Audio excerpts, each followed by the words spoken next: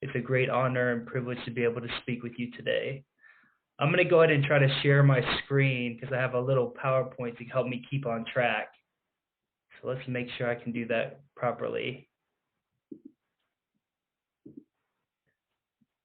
I think we got it. Everybody seeing that? You give me a thumbs up? Cool. So today I wanted to talk about post-traumatic growth. And I especially want to talk about it and consider it with all of you in terms of the current pandemic and the time of the coronavirus. So I want to start with a couple disclaimers, and one is that distress and pain and suffering can exist alongside growth. And I say that because the post in post-traumatic might imply that we're out of the woods or things are on the other side or complete in some kind of way. And I'm not saying that at all, but that the notion of there being a growth opportunity in suffering or in crisis could perhaps give us a little more hope, could lean us into some possibility of how we're doing and how we're living, and provide hopefully a broader context for the suffering that we have endured and often are continuing to endure. So I want to start by asking you to consider, and I also want to say that the pandemic is not the only crisis that we face. I wanted to also say that as a disclaimer, that there's been an intersecting dominance of so many crises at this time, and I do want to explore and ask you to contemplate how they intersect and how they perhaps exacerbate each other, but that there's a tremendous amount of challenges in a social and racial context, political polarization, the unemployment and the income disparities that are happening. There's just so much with in our world and climate change, and it seems like in every domain we're trying to save ourselves and save the world. So I just want to honor how much is going on. But I will be focusing on the coronavirus, and I want to start with an experiential exercise, and I want to ask you to consider, where were you and how were you feeling and what was going on when this pandemic began? So you can close your eyes, you can take a few deep breaths, try to relax. If you have something to take notes with, you could make a list. But I'd like to invite you to journey back to what was about spring of last year and to consider what was going on for you.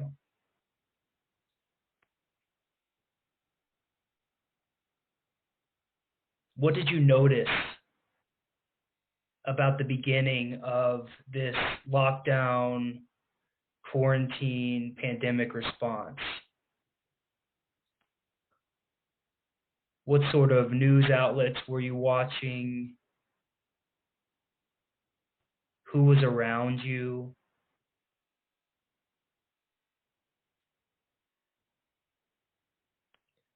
What was going on at work or in your religious community or in your family?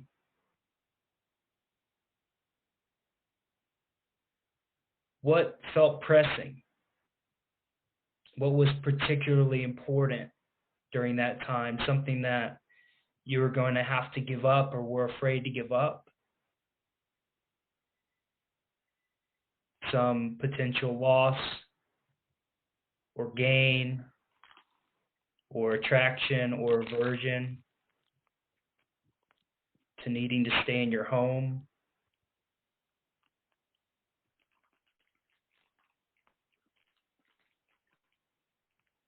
How did you respond? Did you go to the grocery store to buy toilet paper?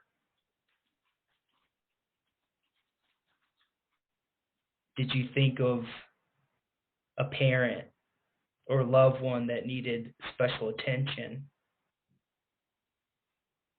Just allowing yourself to consider what that was like.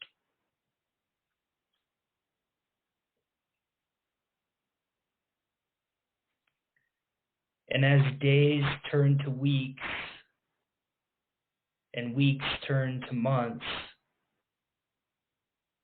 what began to shift?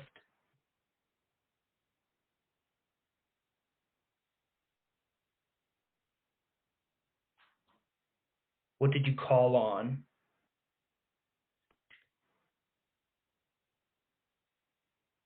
How did your attitude change?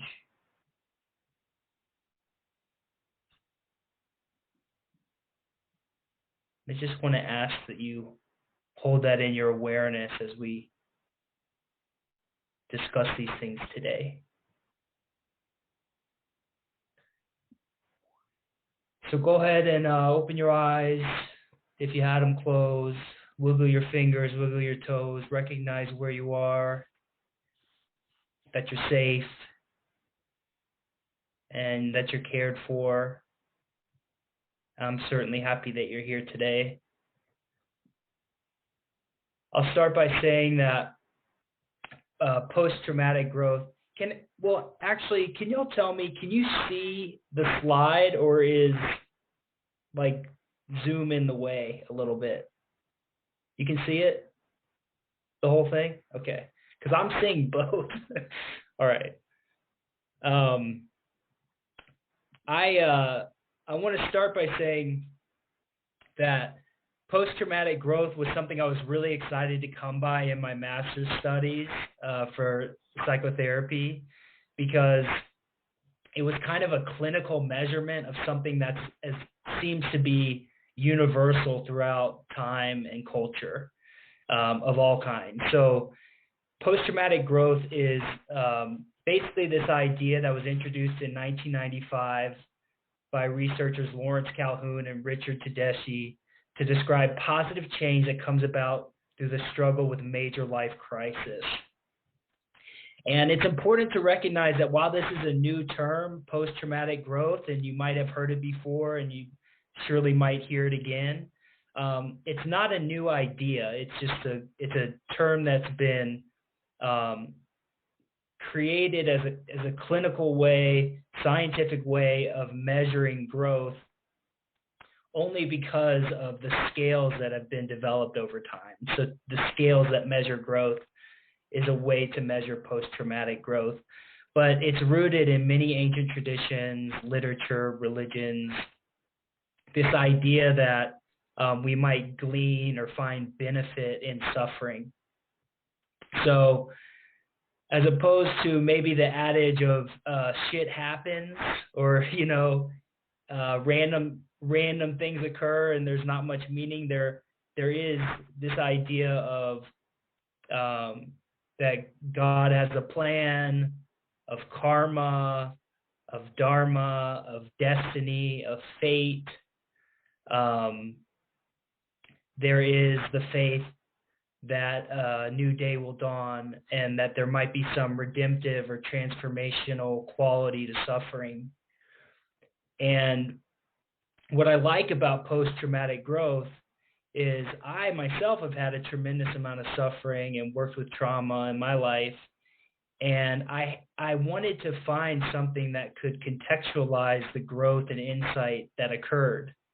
And while I do continue to have certain challenges, I know that who I am today, how I view the world, my orientation to service, my faith and spiritual practice are all aspects that enrich my life that I'm not sure I would have had I not gone through the challenges that I've endured. And there's been a tremendous amount of people in my life, whether it's in 12-step circles or recovery communities, faith communities, meditation teachers, various cultural icons and heroes that became who they are because they have endured suffering and were either wiser or stronger, more resilient, more generous as a result of those challenges. And so I think this is a really important time during the pandemic to think in terms of a post-traumatic growth lens, even though we're still in the middle of it, because post-traumatic growth might have something to teach us about what we're looking for and what we're hoping to glean from the experience of this time.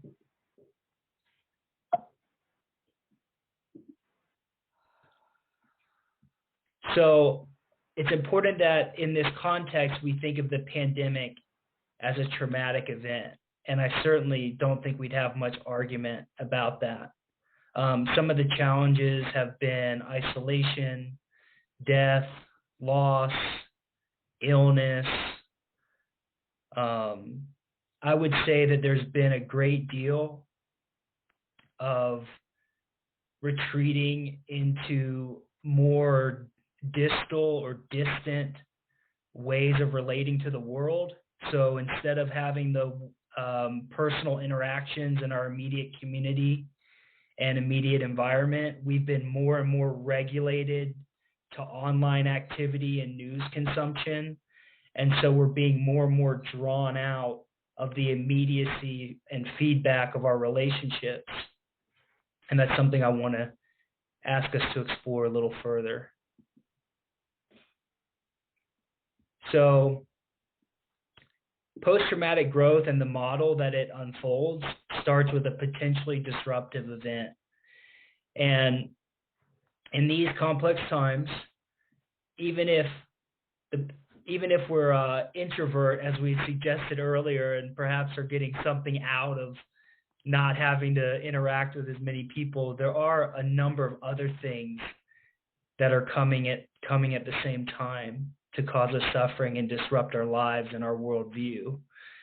Some of these are climate change, political polarization, racial and social justice movements, the mental health epidemics, whether we're talking about overdose, suicide, the prevalence of which mental illness is occurring and crisis is occurring, and just the list just goes on and on. I think there's a lot more peripheral issues that come with it,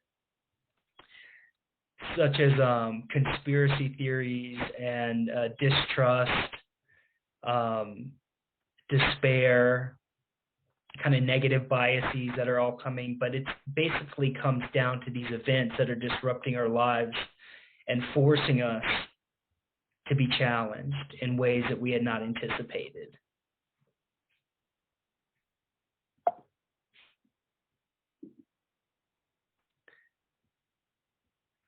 The challenge of the event leads to emotional distress, and the collective response to the pandemic has required major disruption to our lives. So this can be major distress, isolation, job loss, illness, death of loved ones.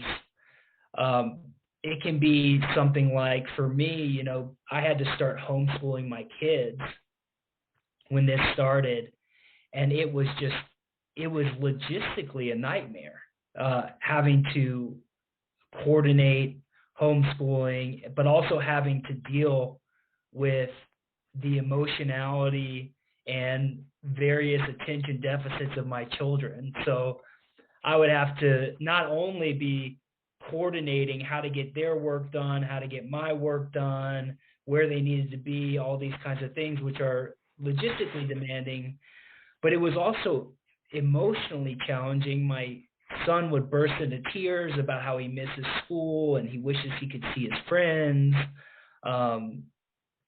It would be little things where I would notice that they didn't want to do their work, and they would, I have this one memory where my younger son was telling me that I wasn't his teacher, I was his dad. And so it was like he was trying to reconcile these roles that were so confusing.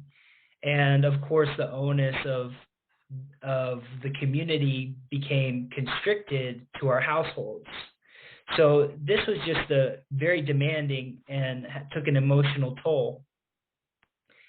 And not only does it disrupt our way of life, but it disrupts the expectation of how life should be. So I'm having to shift from, for example, you're looking at my beautiful office in Longmont, in my private practice, and I'm having to shift from planning the beginning of a private practice to how am I going to get through the day? How am I going to get my kids through homeschooling? What are the resources going to be? How can I shift my schedule? So it's just very disruptive. And on top of that, relaxing more and more into the uncertainty of the time.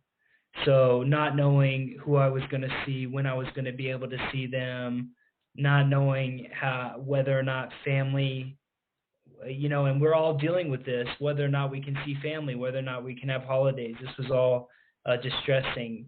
And then, of course, the natural disasters, the wildfires, the debates and violence of racial justice and reckoning, police brutality, and how to reconcile these things. I mean, people are tremendously distressed. Even something as simple as going to a sporting event or watching a sporting event and not having some ambivalence and having to rework how do I relate to the national anthem, and how do I relate to protests, and how do I relate to pride for country and recognition of history and a way forward. These are all issues that are confronting folks and how they choose to think about things. And that challenge growth is not inherent in that challenge, but it calls us to growth if we can stay with it, if we can examine it, and if we can have some reflection around it.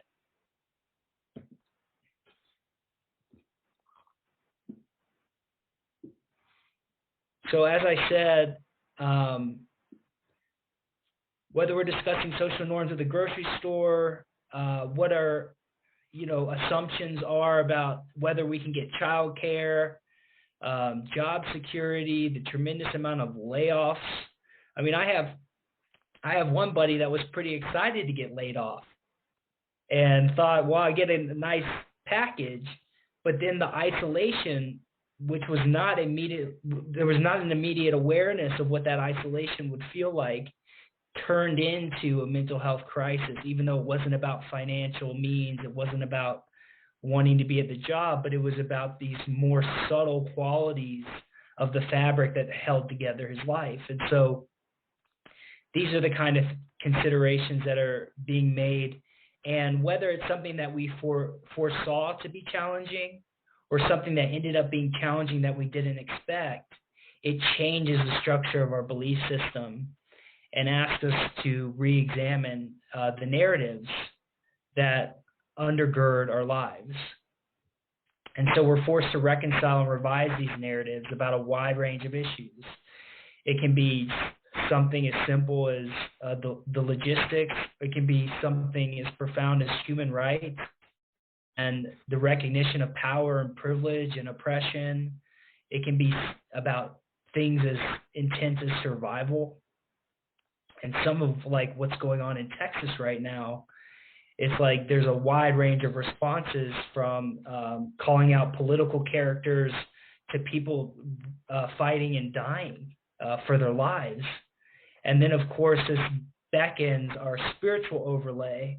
So even questioning what is God's intention in this suffering that I'm facing, in these trials that we are all facing, and trying to find and reorient towards meaning, whether it be a silver lining or a divine plan, can come into play.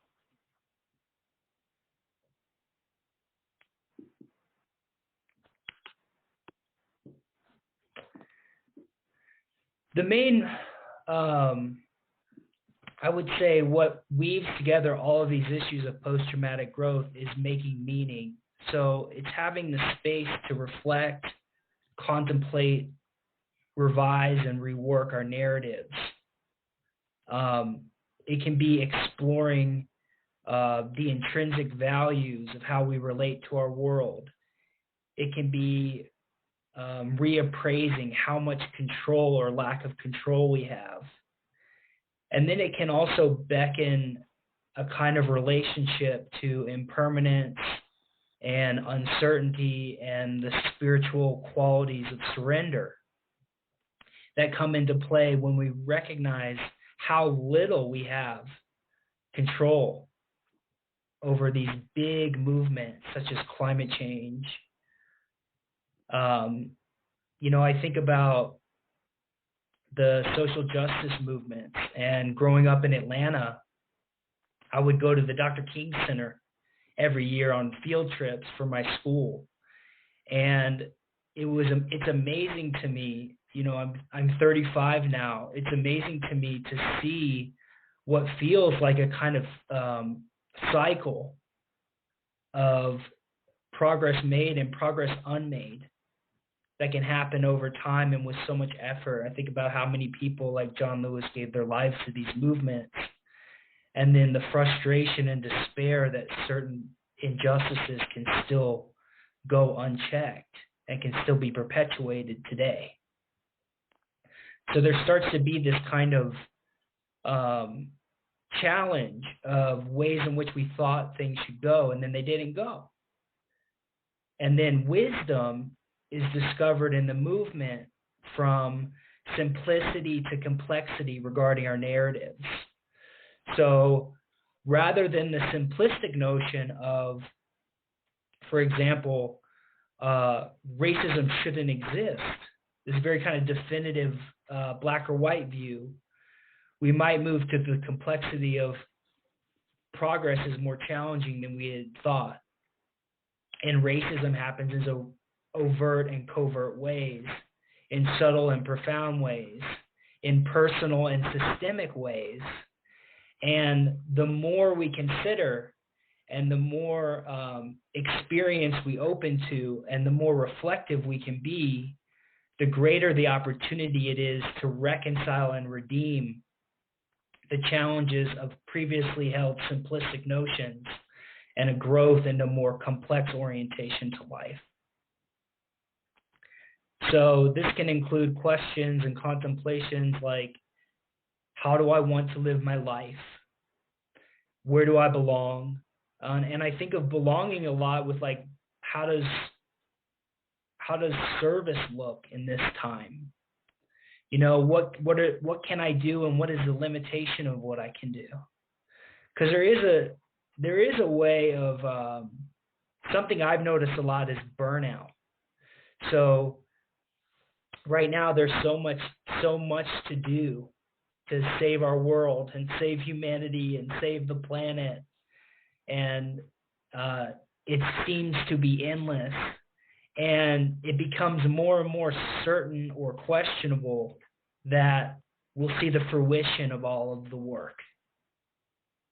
But can we serve anyway? And can we make the incremental progress that we're capable of and still honor self-care? Can we give love and then also receive love?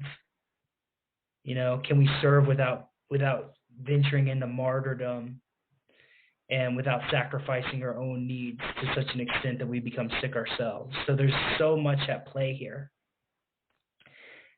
And then also exploring values. So, for example, when the pandemic started for me, I was finishing graduate school, and I'm embarrassed to admit that I was kind of feeling opportunistic about having 2 weeks of spring break instead of one when I first heard the news. And I don't say that proudly, but I just admit to you that that's kind of the limit of how I thought about it. I was like, oh, okay, I'm going to get 2 weeks off instead of one. And unbeknownst to me that I would be regretting that quite a bit, and becoming more and more aware of the tremendous suffering befalling our world and our communities but also my own household. So, finding out like, wow, okay, that wasn't that important, but that's kind of where my head was at. And, that's to me having a bigger vision, bigger vision of what's happening in the context and the priorities. And then, of course, discovering what is our own tolerance level. In trauma work, we talk about staying within a window of tolerance, not being hyper aroused or hypo aroused, not being too in it, triggered and seized by the issues, not being removed and dissociated to such a degree, but really being in a window of tolerance where we can properly respond to what's going on. And so I think about responsiveness. I think about the uncertainty and the lack of control that we have, and coming up against that. And so really changing also our view of self.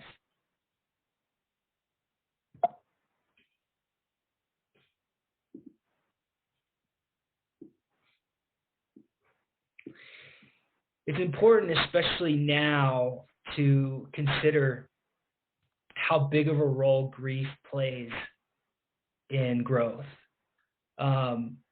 It's important to recognize that experiencing growth and distress concurrently is possible. And there's this kind of sense, and I think this is where we move from simplicity to complexity in the suffering that we endure as human beings, is there's this kind of sense that I'm going to get to a finish line. And when suffering ends, then that's when I'm going to reap the reward of what I've endured. Then I'm going to redeem the qualities. And the truth is that sadness, grief, despair is always available to us if we're aware of the inevitability of these issues, these timeless issues of old age, sickness, death, impermanence, uncertainty, and really the lack of control that we have over all these different aspects of the ecology of our lives.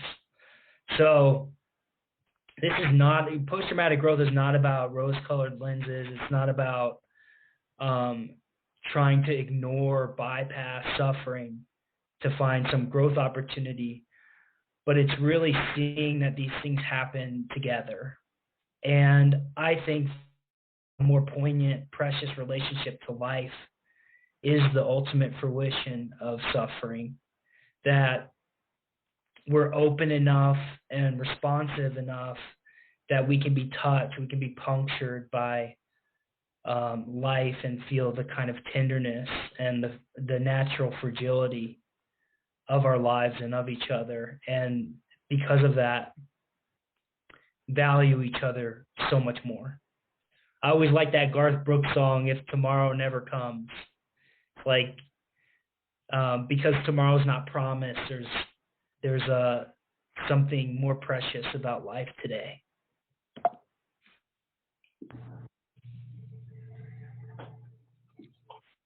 So I'll ask you now to return to the contemplation from the beginning and ask yourselves, what has changed since then? You started off the pandemic. That was nearly a year ago.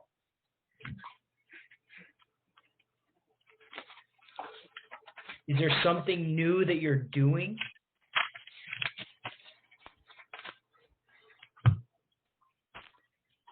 Is there a routine or spiritual practice that you've implemented in your life?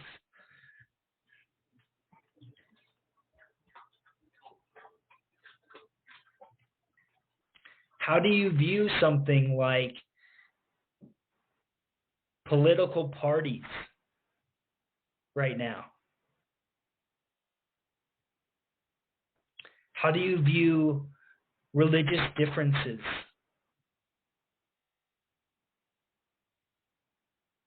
How do you see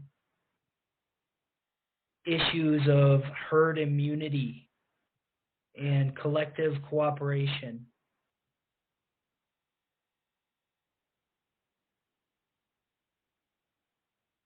Who are the people? Who are the people that are most precious to you right now? That are closest to you? What do you miss? What do you long for?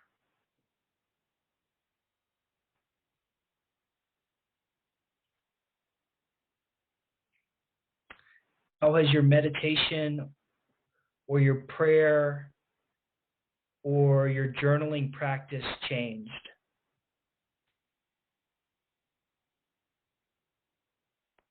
What kind of are you digesting? What sort of books are you reading?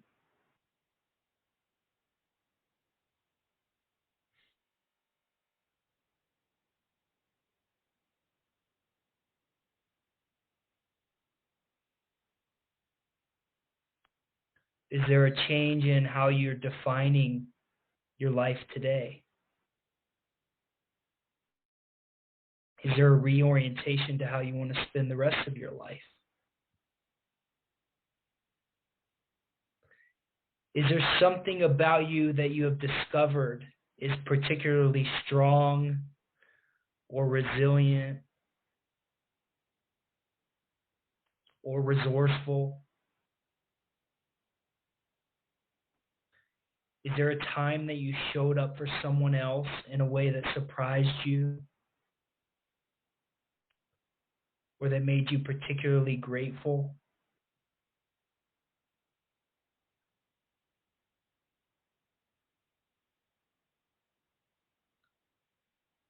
And lastly, is there something that you can be grateful for today? Something you can appreciate about today, this opportunity, even to come together on Zoom.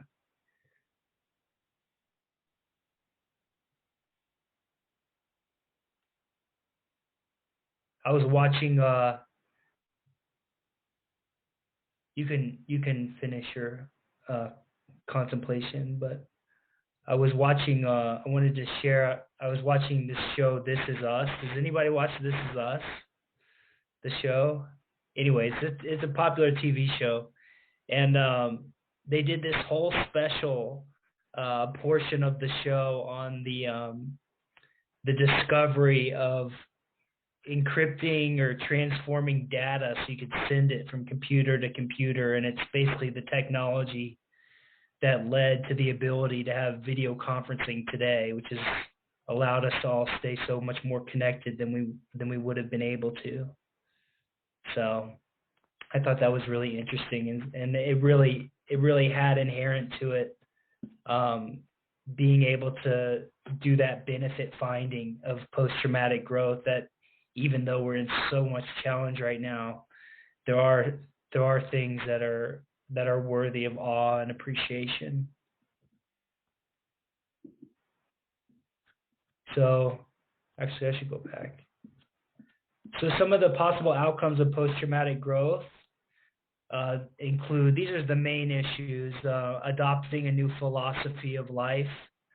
So that could be anything from reorienting values to the reason you have for living, to your views on how you impact the world and relate to others, bettering personal relationships. There has been some indication in the research that there's an increase in pro-social behaviors for folks that have gone through the tremendous challenges, that they value social relationships more, honor them more, serve more, that one's spirituality may be bolstered. So this can be the faith. In some ways, faith is confirmed in post-traumatic growth. This idea that you could have some benefit gleaned during such tremendous trials and suffering can bolster people's faith and practice. And even knowing someone like a role model or a teacher or a pastor or rabbi can can promise some kind of growth on the other side of what you're even enduring now. And then a stronger sense of self. So a lot of times the strength and endurance and resilience that it requires to get on the other side of suffering or to have some sense of growth amid suffering can reinforce and encourage a sense of self.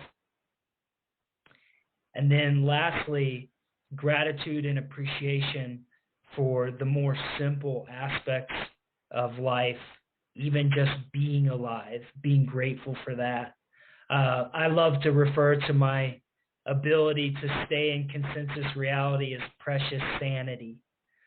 So I will call my capacity to speak to you precious sanity, because most people don't have the experience of what it's like to have a break with consensus reality and to have a breach of the ability to convey thoughts and ideas in a coherent manner.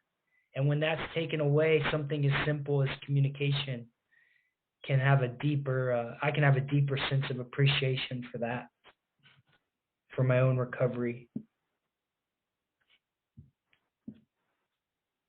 So just to explore these a little bit, and then we'll wrap up.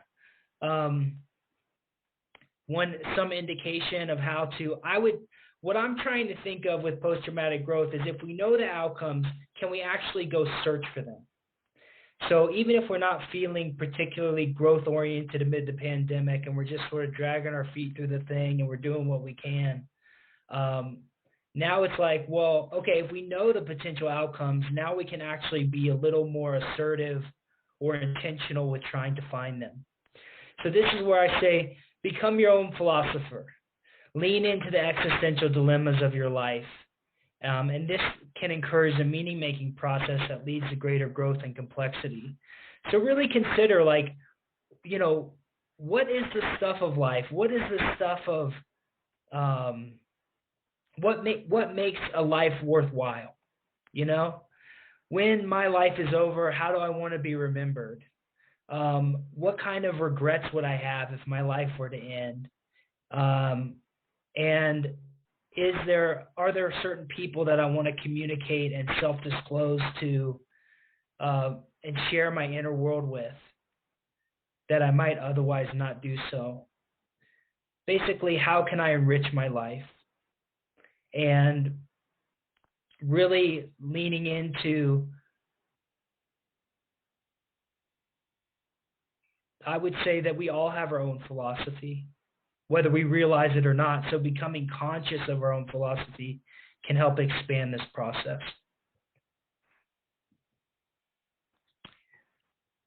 A big one is relationships, and I would say explore your relationships. So anyone that's wanting to glean a growth during this time, consider, who did you choose to share your life with during this time when your life became so small, when the amount of relationships became so small, when the amount of people you could access became smaller?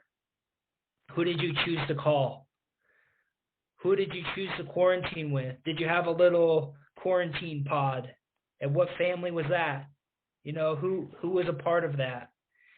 And I think what I've realized is, for example, my romantic partner is so important to me right now in ways that I cannot understate. Just having someone in my life on the day-to-day basis, when so much consideration is having to be made about in-person interactions, feels so much more precious than it did before. This is where philosophy and relationships can intertwine. So really, like, what is your relational philosophy? What do you value? Whether it's a love language, time, touch, gifts, all these kinds of things you start to explore, and it becomes more precious to you. And then, of course, deepening the relationships that you do have, taking that opportunity to do so. Deepening our spiritual practice. So I have thought about quarantine as sort of an artificial retreat life. Like, so much time is less is spent on commuting. I'm noticing I have a lot more time for journaling and prayer and meditation. I have a lot more time for reading, and this has allowed a chance to deepen my spiritual practice, but also to make the deep considerations and recommitment, devotion to what your own spiritual religious view is. So this is a time that can be invited and called upon.